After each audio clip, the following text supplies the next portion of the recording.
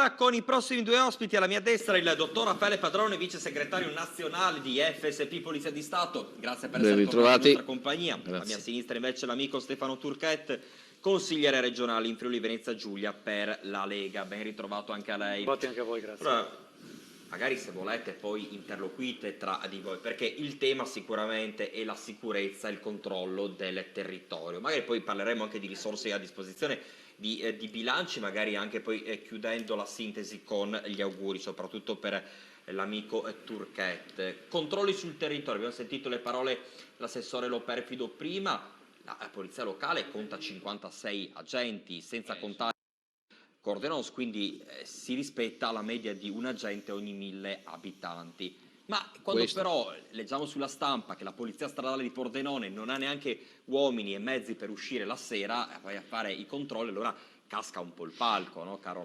Raffaele? Ma guardi, intanto ben ritrovati i telespettatori.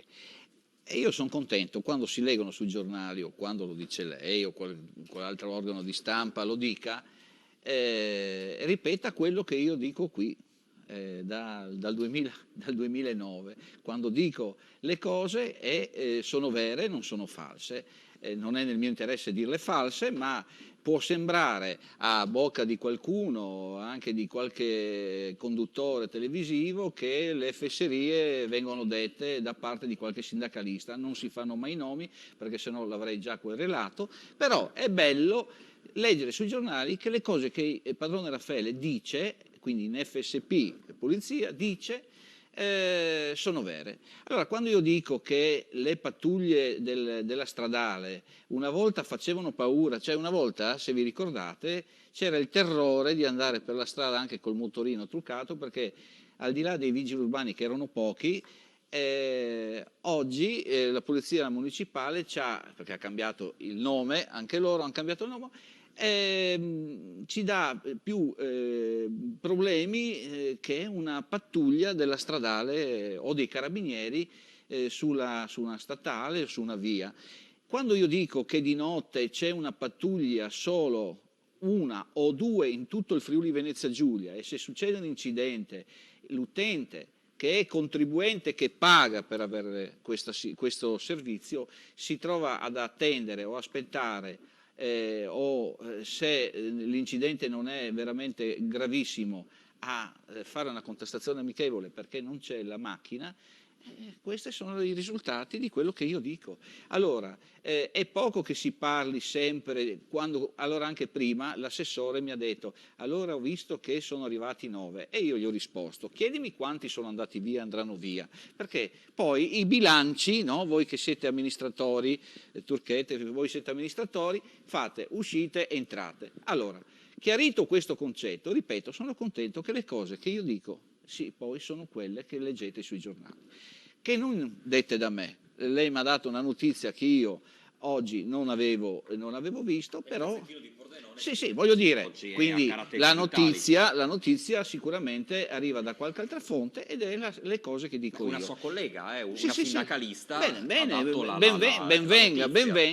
ben venga che la collega abbia dichiarato anche lei. La Mazzolini. E quindi del SAP, quindi un altro sindacato.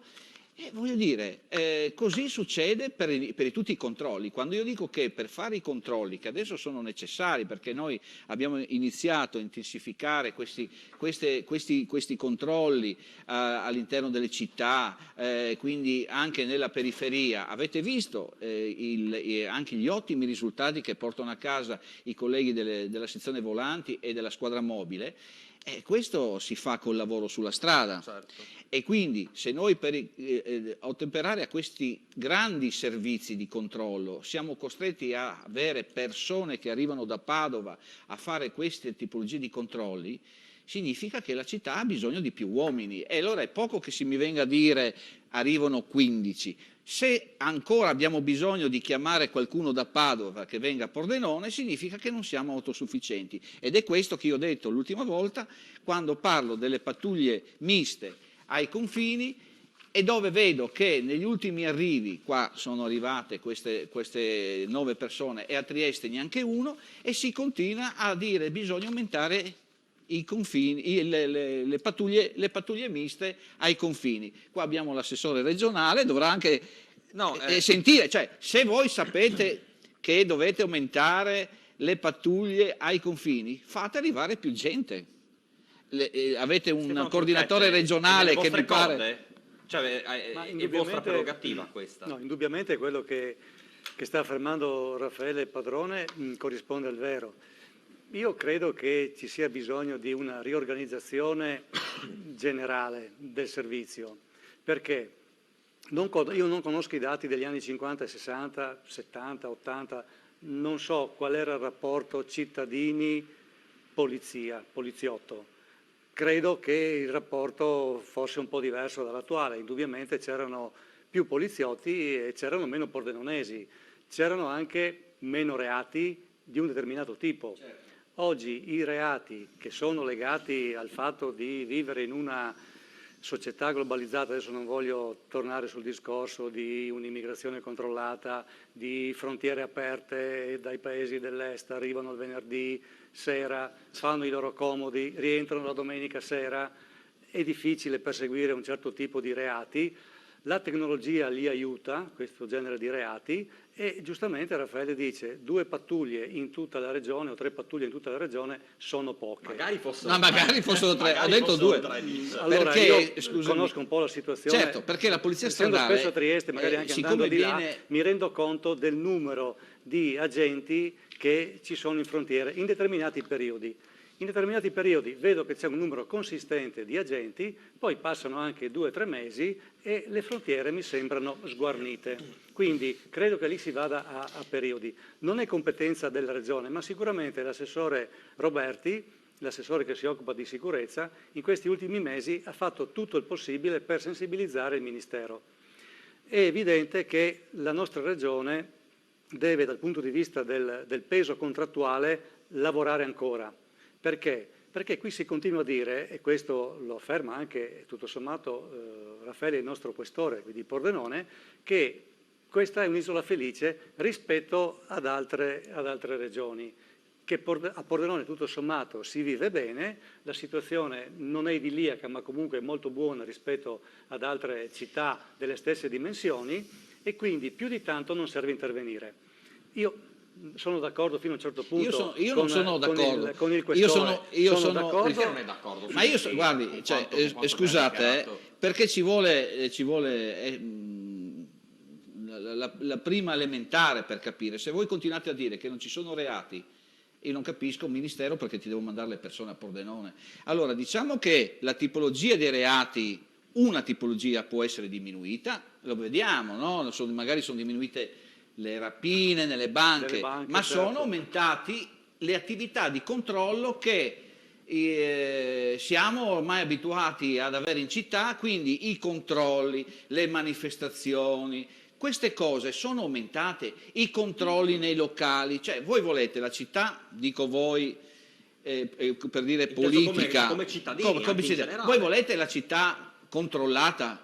E chi li controlla? Ci vuole le persone per controllare. Allora, è vero che oggi siamo 2 macchine per turno e è una garanzia che non può nessun questore venir meno a questa imposizione del Ministero. Devono esserci 2 macchine fuori H24. Ai tempi miei c'erano 3 macchine da 3 uomini, quindi 9 persone ogni turno. Adesso se si ammala un collega, la macchina diventa 1. Quindi, voglio dire, è inutile che si dica continuamente che si vive bene a Pordenone. Se si vive bene a Pordenone, io sto dicendo fesserie e il Ministero non vi manda gli uomini. Ma non è così. Il bene e il male non è sono così, perché relativi. Lo sappiamo che dai Balcani arriva la gente. Ecco, faccio un esempio. Io torno a dire. Bene, questo è perché sono programmi triennali.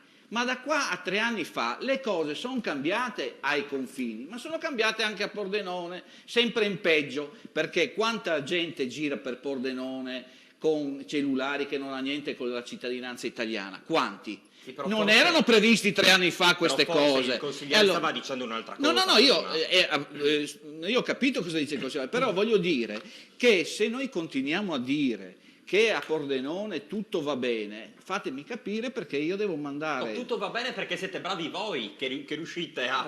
E allora siamo bravi in 4, ma stiamo in 4 e siete, rimaniamo in 4. siete bravi, allora se forse si riescono a ottenere risultati inferiori, allora arrivano i rinforzi. Finché continuate col a essere bravi, Odorisio a raggiungere obiettivi così importanti, è chiaro che non vi arriverà nessuno. No, indubbiamente il questore Odorisio ha fatto un grande lavoro, perché anche mi sembra una persona dinamica, che si muove sul territorio, che fa lavorare gli uomini, che li ha messi alla frusta probabilmente rispetto a chi lo ha preceduto. Pane e acqua. Certo, può anche essere, adesso io non conosco bene la situazione, però quello che voglio dire è questo: si fanno delle classifiche dove Milano risulta prima per qualità della vita, e nella qualità della vita noi mettiamo dentro tutto, c'è anche la sicurezza. Ecco, Pordenone è ben classificata, la nostra regione è ben classificata, però anch'io ho il dubbio. Questa classifica tiene conto della tipologia di reati? Per esempio, nella scuola, argomento, insomma, ambito che conosco, certo, nella scuola l'uso di sostanze stupefacenti sta aumentando in maniera vertiginosa. L'ho detto la settimana scorsa. Sta aumentando in maniera vertiginosa. Allora, però mi rendo anche conto che il Parlamento stava per approvare un qualche cosa che è stato fermato all'ultimo momento, che nei confronti dei giovani diventa indubbiamente un segnale negativo. È un segnale negativo. Quindi io dico, prima di aumentare, o comunque contestualmente all'aumento degli uomini sulla strada, proviamo anche a modificare la nostra legislazione in modo tale che determinati reati, una volta che il poliziotto ha fatto il suo dovere, ha fatto il suo lavoro, vengono puniti in maniera esemplare dalla magistratura. Allora è inutile, si sa benissimo, tu lo sai, in Romania il furto in un'azienda di una zona industriale, di un trapanino, l'ho detto ancora, a batterie, viene punito con 5 anni di reclusione. Con 5 anni di reclusione. Ci sono persone che non sono extracomunitari, quindi sono all'interno della comunità europea, che vengono nella nostra regione, passano qui 2 o 3 giorni, rientrano dall'altra parte, quando vengono colti in flagranza di reato, stanno dentro 1 o 2 giorni e poi vengono...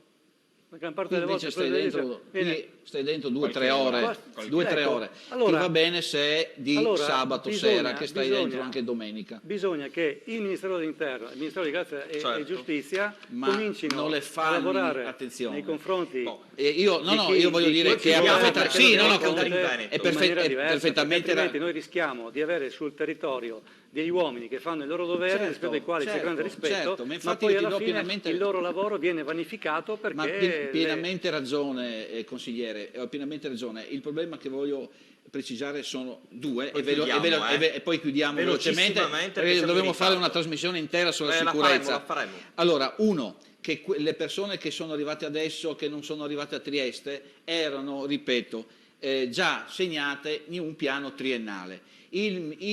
La regione Friuli Venezia Giulia doveva intervenire politicamente per modificare in Friuli Venezia Giulia questa lista di persone, perché in 3 anni le cose si sono modificate, e questo è un discorso che magari sfugge a chi non è del mestiere. Quindi bisognava intervenire ora per fare, e si può fare, perché ad aprile sono state destinate altre 4 persone. Dovremmo fare che la politica e Friuli Venezia Giulia intervenga per farne arrivare altri 10.